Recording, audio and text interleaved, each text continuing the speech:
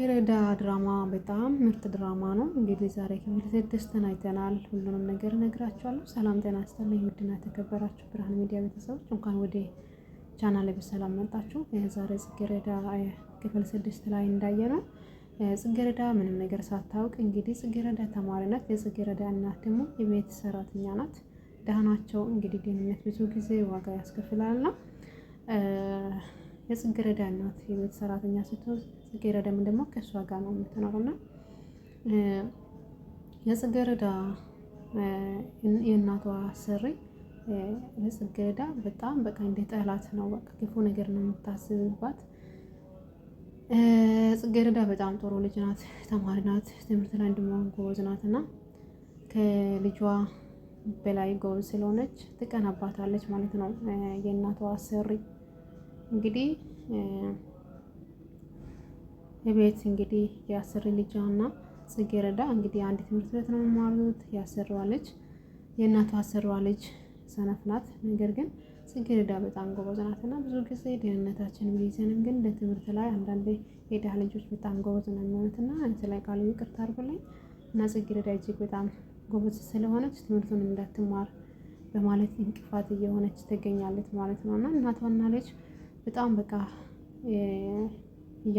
እየጨቀጨቀዋት ክፉ ነገር እያሰቡባት ማለት እና እንግዲህ የጽጌረዳ እናትም ምንም ባላየችበት ምንም ባልደረሰችበት ሰው ባለው ብቻ አምና ጽጌረዳን በጣም እየተቆጣች ነበረ። ዛሬ ክፍል 6 ላይ ስንመለከት ጽጌረዳ ግን ምንም የምታውቀው ነገር የለም። እንግዲህ መንገድ ስትሄድ አንድ ወንድ ልጅ እንግዲህ መኪናውን ሳያውቅ በመኪና እንትን እላታል። ከዛ መኪና ግን ብዙ ጉዳት አላደረሰባትም እና ከዛ ወይኔ ጎዳውሽ አይዞሽ ምናምን ሐኪም ቤት ልውሰድሽ ምናምን ብለው አይ ደህና ነኝ ምንም ብዙ አልተጎዳውም እያለች ነበርና እሷን ሊያነሳት ምናምን ሲመጣ ከኪሱ መታወቂያ ወድቆ ነበረና እንግዲህ እሱ ከመኪናውን ይዞ ከሄደ በኋላ ያለች እንግዲህ መታወቂያውን ጥሎ ነው የሄደውና ጽጌረዳ ደግሞ ሌላ ጊዜ ለመስጠት መታወቂያውን ቦርሳ ውስጥ አደረገችው ማለት ነው። እቤት ውስጥ ከደረሰች በኋላ የጽጌረዳ እናቷ እንግዲህ እንደተነገራት ነው ጽጌረዳ ምንም ባለጌ አይደለችም፣ ነገር ግን ያንቺ ልጅ በጣም ባልጋለች ከማንም ወንድ ጋራ እየተዘላዘለች ነው የምትኖረው ብላ አቀባጥራታለች ማለት ነው። እንግዲህ የጽጌረዳ እናት እንደተነገራት ነው። ምንም ያወቀችው ነገር የለም፣ ግን በቃ ወሬውን በቃ እንደተነገራት ብቻ እንደ ጠላቶች እንደነገራት ብቻ አምና ጽጌረዳ ከትምህርት ቤት ስትመጣ በጣም በቃ እንትን አለች፣ ተቆጣቻት፣ ተጣሉ ምናምን ነገር በጣም ተጣሉ ማለት ነው። ላስረዳሽ ምናምን ስትል በቃ እምቢ አለች እና መታቻት። እንግዲህ የምታውቀው ነገር የለም።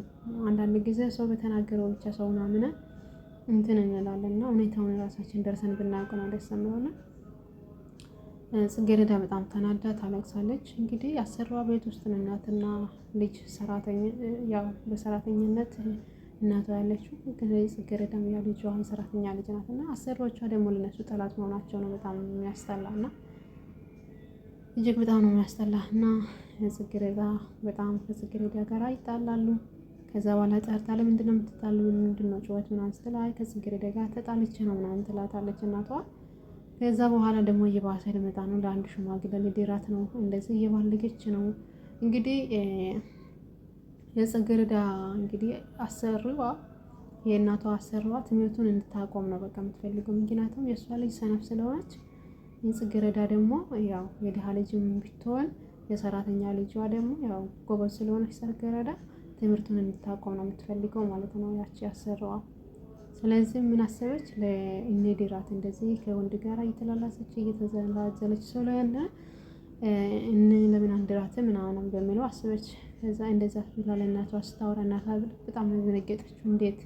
እንዴት እንደዚህ በፍጹም አይሆንም ልጅን መክራት ወደ ነበረችበት መልሳታለሁ እንጂ በፍጹም አልድራትም ስትላት አስቢበት ምናምን አለች። እሺ አስባለሁ ብላ ሄደች።